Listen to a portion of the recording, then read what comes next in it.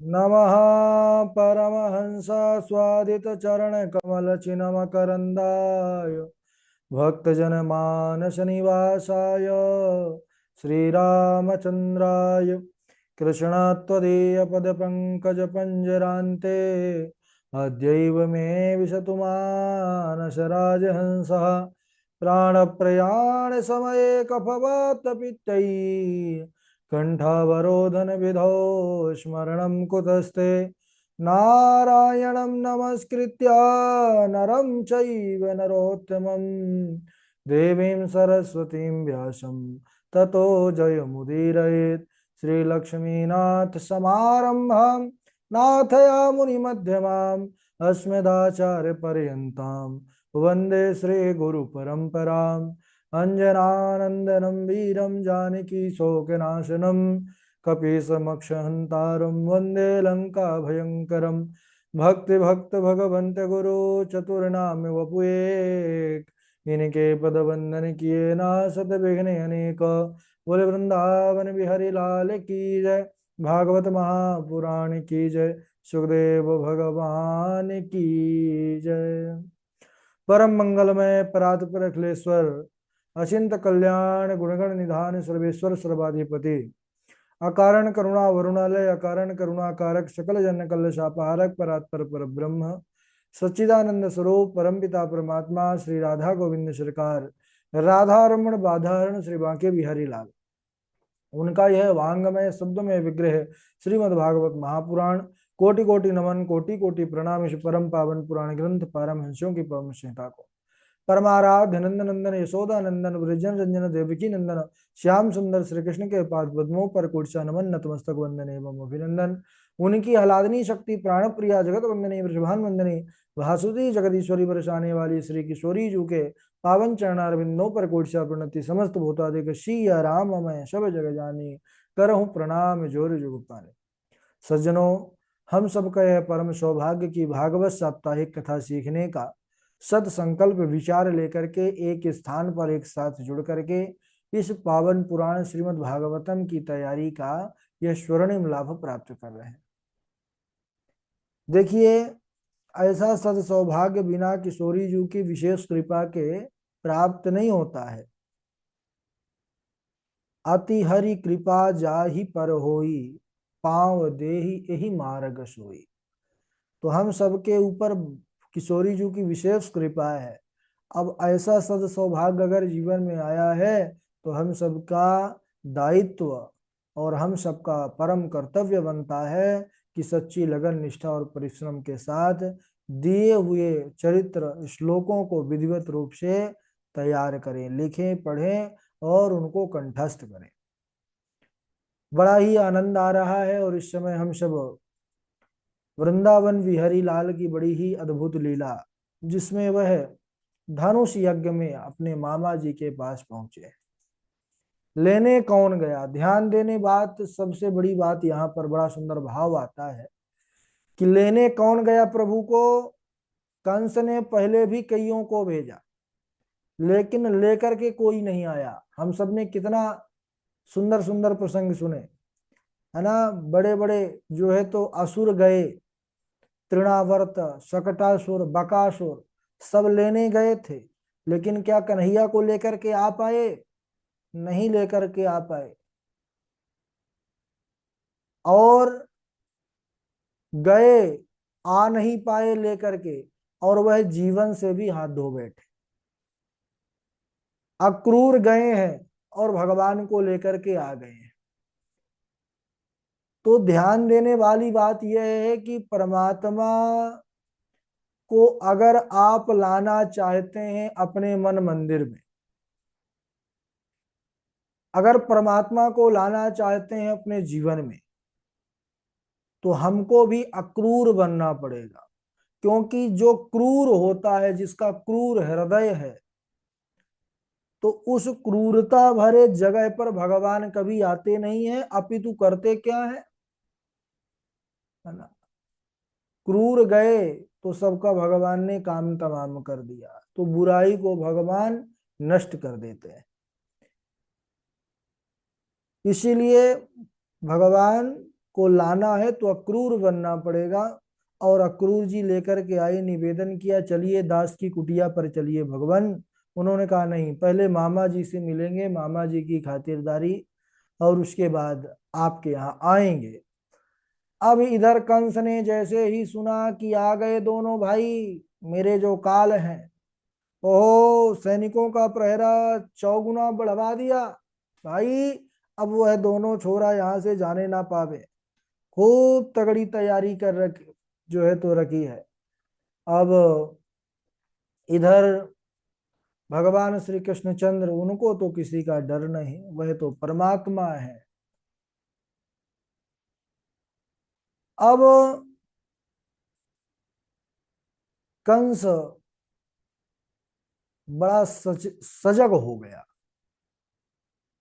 भगवान के आते ही सारे मथुरावासी एकदम उत्साहित हो गए, क्योंकि सुन रखा था दोनों के विषय में।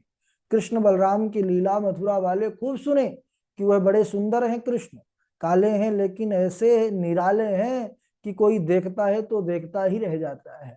और इतना ही नहीं, वह कृपा के सागर हैं, सब पर कृपा करते हैं। ऐसे अद्भुत स्वरूप का आगमन हुआ है हमारे नगर में, मथुरा में। वह भी अंदर से उत्साहित है, लेकिन उत्साह को प्रकट नहीं कर पा रहे कंस के डर के कारण। सब देखना चाह रहे हैं उस मनोहर मूरत को, सामली सूरत को, और सब इंतजार में है। भगवान ने कहा चलो, भक्तों का इंतजार, जो भगवान को सच्चे हृदय से ध्याता है, भगवान उसके मनोरथ को पूर्ण करते हैं। अब वह तो अंतर्यामी है, सबके अंदर पुर में विराजने वाले हैं। तो वह कहते हैं, मन में विचार बनाए कि हमको चलो नगर दर्शन करना है, हम मामा जी का नगर देखें तो सही। भगवान को नगर घूमने की आवश्यकता नहीं थी, सीधा कंस को मार देते, लेकिन सभी प्रतीक्षा है, सब आंखें बिछाए इंतजार कर रहे हैं कि कब आए वह नंद नंदन। अब भगवान जैसे ही मथुरा के गली से निकले, जगह जगह पर उनका स्वागत सत्कार किया जा रहा है। वहां की जो बहुएं हैं, जो वहां की देवियां हैं, सब अटारियों पर चढ़ करके झरोखों से झांक रही हैं भगवान के सौंदर्य को, भगवान के अनुपम रूप माधुरी को दर्शन करके मानो जीवन का अनुपम सुख पा लिया हो। एक नई नई बहू आई और आकर के द्वार पर खड़ी हो गई, और जैसे ही नटनागर की तरफ दृष्टि गई, वह देखती ही रह गई, सुध बुध भूल गई शरीर की। तब तक उसकी सास की दृष्टि पड़ी, अरे यह तो मुख खोल करके, बाहर घूंघट खोल करके खड़ी है, देखो तनिक भी इसको लज्जा नहीं है। कहने लगी, अरे बहू भई बाबरी, लाज न आवे तो, मुख खोल बाहर खड़ी, नाम धरे सब कोय। कह रही, बहू तू एकदम पागल हो गई है, बावली हो गई है। अरे जो मुख खोल करके, घूंघट खोल करके बाहर ऐसी खड़ी भई है, लोग देखेंगे तो बड़ी बदनामी होगी मेरी, कहेंगे कि उसकी फलाने की बहू देखो, वो उसको जो है तो कुछ भी पता नहीं है। तो उस नई बहू ने बड़ा सुंदर जवाब दिया। क्या जवाब दिया? कहने लगी कि कछुक दोष नहीं सास जी, नाम न धरी है कोय, अरे नंद नंदन को छोड़ के कौन निरखी है मोय। उसने बड़ा अद्भुत जवाब दिया कि अरे माता जी, आप कहाँ इस बातों पर उलझी पड़ी हुई हैं? आपको लगता है कि आज कोई मुझे देखेगा? अरे ऐसा कौन भागा होगा कि जो त्रिभुवन सुंदर को छोड़ करके उसकी नजर मेरे ऊपर पड़ेगी? अरे माता जी, आज तो सब उन्हीं को निहार रहे हैं, इसलिए आप अपनी लज्जा की चिंता बिल्कुल भी मत करिए।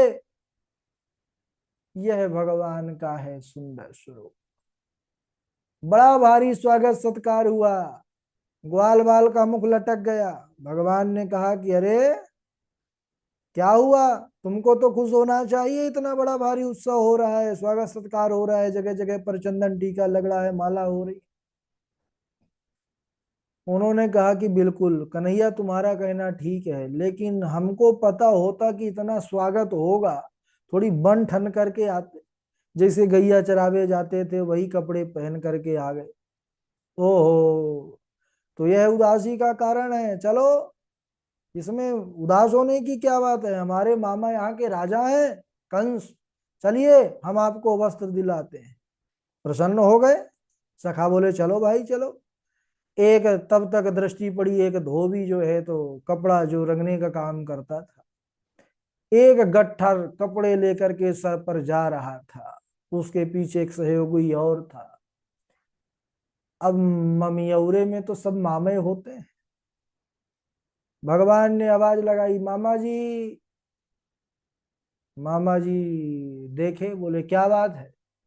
अब कोई कोई भाई बड़ा कर्कश होता है, कोई कोई बड़ा मुलायम होता है। ये संसार है, सब तरह के लोग होते हैं। किसी का स्वभाव ऐसा कि मानो वह सब जीत लिया, और किसी का स्वभाव ऐसा कि तुरंते लड़ाई हो जाए।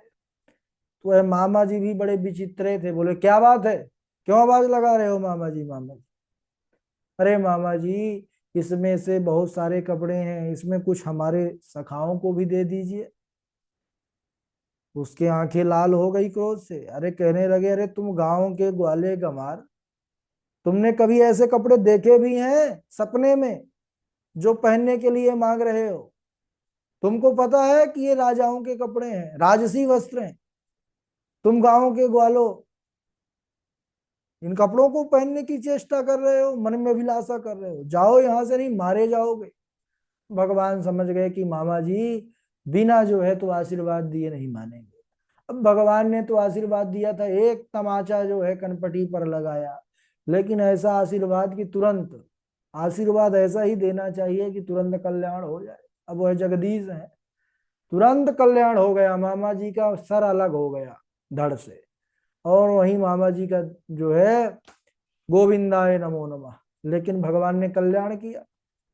मामा जी जो सगे मामा थे, उनसे पहले जो है लाए जोरे वाले मामा जी को भेज दिया परम धाम।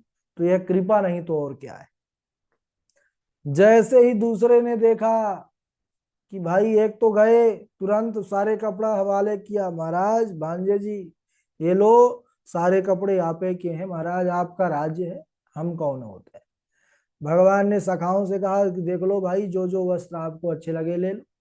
सारे ब्रज जो है तो सखा भगवान के सुंदर बढ़िया बढ़िया कपड़े पहन करके चलने लग गए। अब जब चलने लग गए तो मार्ग अपने आप ही साफ होने लगा। सच में झाड़ू सड़क पर लगाने का काम ही नहीं पड़ रहा। बोले क्यों? अरे बोले कहाँ महाराज कंस, उनके कपड़े, और कहाँ डेढ़ हड्डी के जो है तो सूखे सूखे जो है भगवान के सखा। अब वह कहाँ महाराज कंस तंदुरुस्त एकदम हट्टे कट्टे पहलवान। इतने बड़े वस्त्र हैं कि झाड़ू लग रही है, लगाने का काम नहीं। अरे जो है कन्हैया ये देख तो सही। अच्छा, तब तक दूसरे मामा जी के गए। कौन मामा जी? दर्जी मामा जी के। अरे बोले कि अरे मामा जी, ये कपड़े को थोड़ा काट छाट कर बराबर कर दो हमारे सखाओं के लिए। तुरंत बोले ठीक है महाराज। जल्दी जल्दी जल्दी जल्दी, उसने कुछ समय ही लगा, सारे कपड़े उनके आकार के हो गए। भगवान ने कहा मामा जी, कुछ इसका जो नेक बनता है बताइए, क्या दिया जाए। सुन रखा था कि धोबी को क्या नेक मिला है। दर्जी ने हाथ जोड़ लिया, नहीं प्रभु कुछ नहीं चाहिए, बस आप कृपा बनाए रखो। भगवान प्रसन्न हो गए, बोले जिसको कुछ नहीं चाहिए मैं उसी को सब कुछ देता हूँ। तुम फूलो फलो, इस जीवन में तो कल्याण होगा ही, इस युग में। और इसके बाद जो आने वाला कलयुग है उसमें तो और तुम्हारी मौज होगी। जितने का कपड़ा नहीं होगा उससे ज्यादा तुमको सिलाई मिलेगी। जाओ खूब फलो फूलो। अब मामा जी प्रसन्न हो गए, वाह प्रभु। अब इसके आगे गए। अब भगवान जो है चलने लग गए। तो इसके बाद एक मामा जी और मिले, एक माली थे।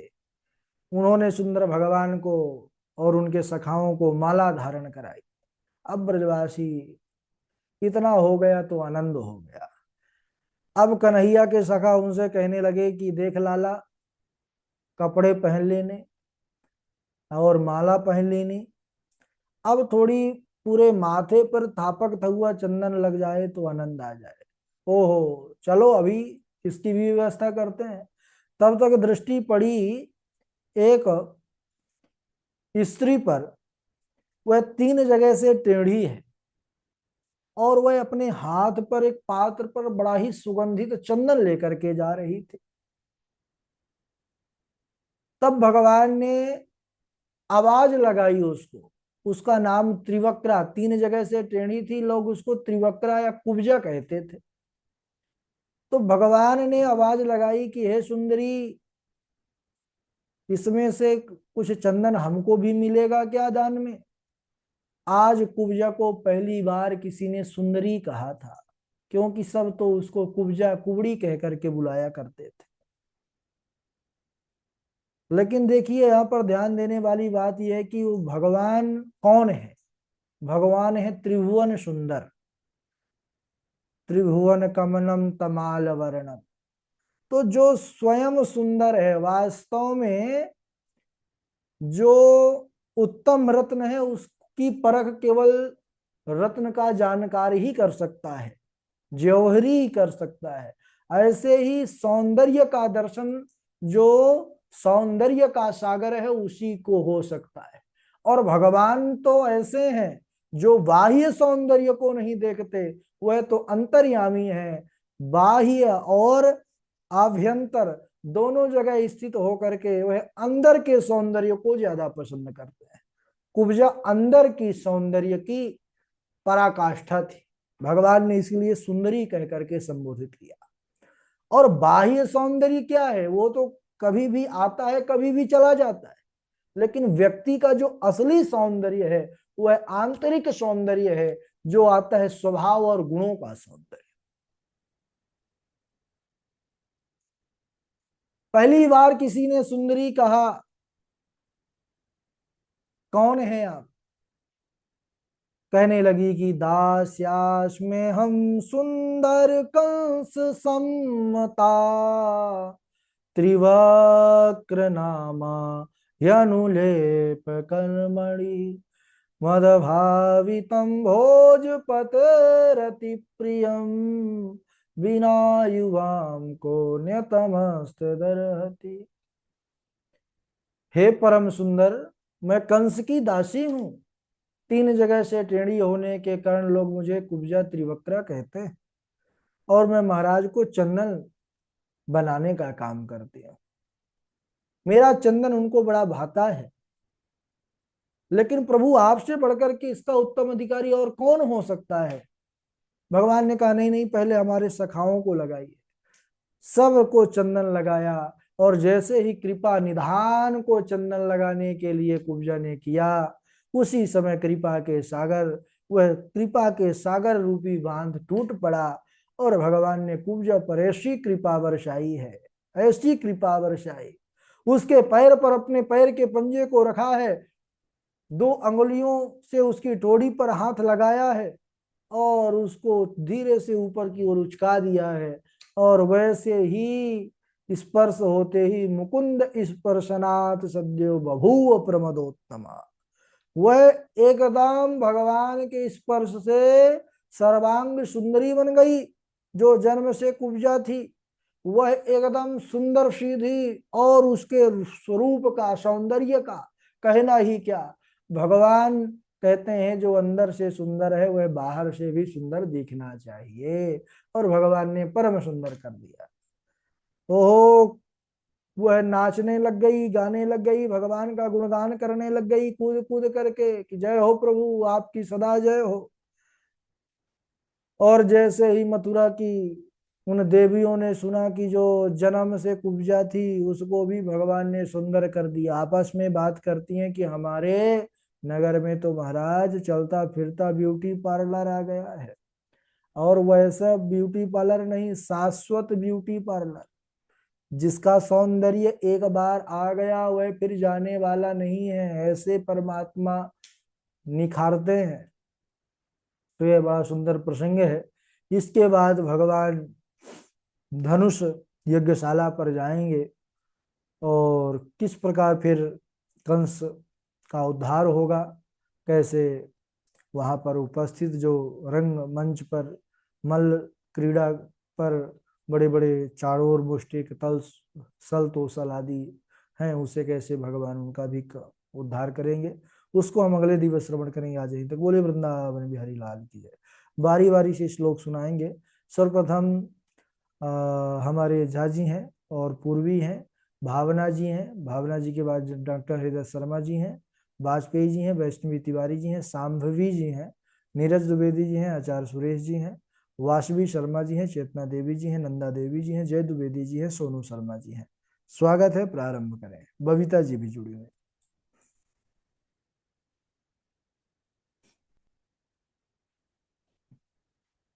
पूर्वी सुन पा रही हैं?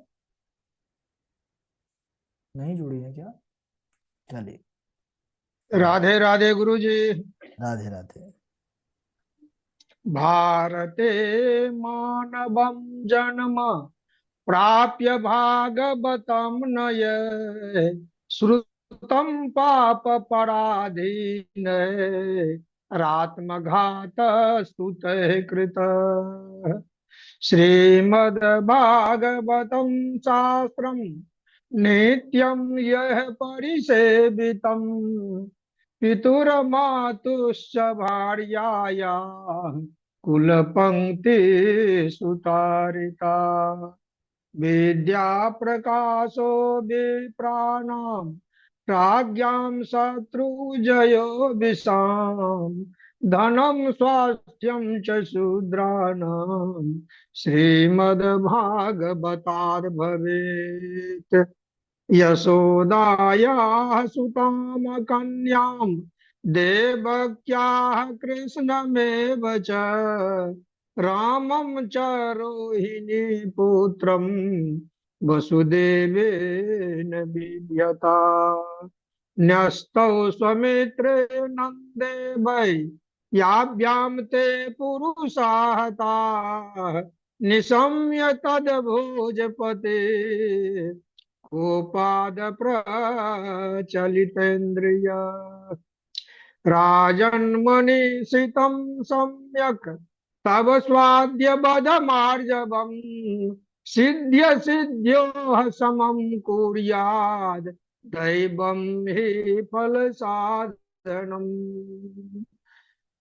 श्री कृष्णाय वासुदेवाय हरये परमात्मने प्रणतः क्लेशनाशाय गोविंदाय नमो नमः। राधे राधे गुरु जी।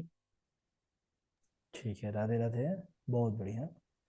और भावना जी आप सुनाइए। भावना,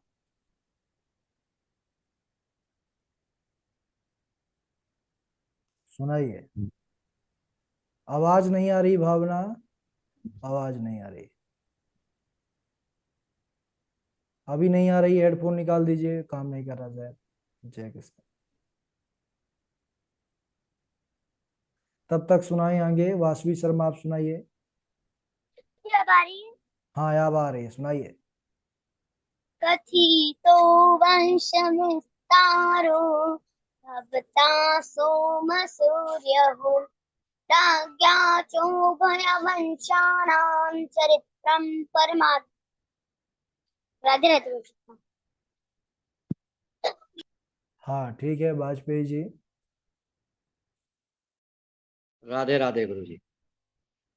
हाँ किं राधे। मया चरितं भद्रं किं तप्तं परं तपा किं वातापयहर्ते दन्तं यद् रक्षामदे केशवम्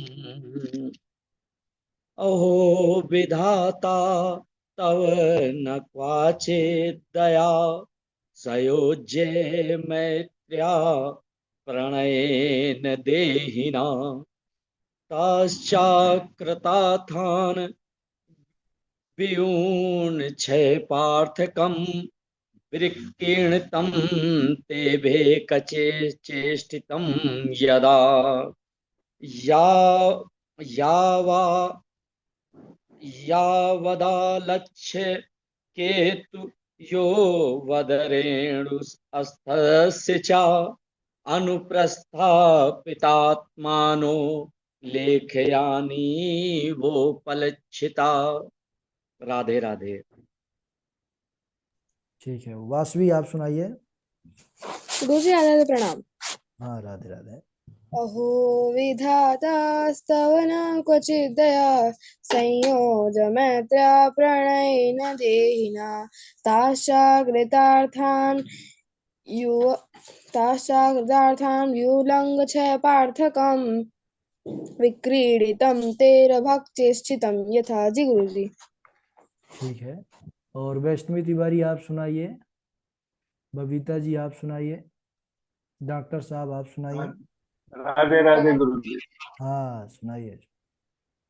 दास्यस्य मह्यं सुंदर कंस सम्मता वक्र हयुनामिलेप कर्मणि मदभावितं भोजपतेरते प्रियं बिना युवां कौन यत्मस्तदर्हति।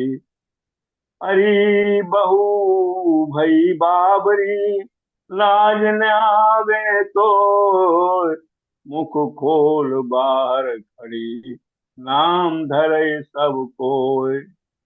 कछुक दोष नहीं सास जी नाम न धरिए कोय। नंद नंदन को छाड़ के कौन निरख है मोय। राधे राधे गुरु जी। हाँ राधे राधे। और सुनाए आगे। राधे राधे गुरुजी, प्रणाम। हाँ राधे राधे। कृष्णाय वासुदेवाय हरये परमात्मने प्रणतः क्लेशनाशाय गोविंदाय नमो नमः। गुरुजी आज स्वास्थ्य थोड़ा ठीक नहीं है तो नहीं सुना। अच्छा ठीक है, और आगे सुनाए बबीता जी, आचार्य सुरेश जी। जी गुरु जी राधे राधे। हाँ राधे राधे। हो विधाता स्तवना क्वचिदया संयोज मैत्र्या प्रणयेन देहिना तांशाकृतार्थान् व्यूनक्ष पार्थकम् विक्रीडितं तेर्भक्चेष्टितं यथा। जी गुरु जी। हाँ राधे राधे। और आगे सुनाए आचार्य सुरेश जी। अहं विद्याधरा कचिदसु दर्शन्निति श्रुता या स्वरूपसम्पत्त्या विमानेनाचर दिशा। गुरुजी राधे आदि स्वास्थ्य वगैरह। हाँ ठीक है, और इनके बाद सुनाए जय द्विवेदी जी हैं, नंदा देवी जी हैं, चेतना देवी जी हैं, नीरज द्विवेदी जी हैं।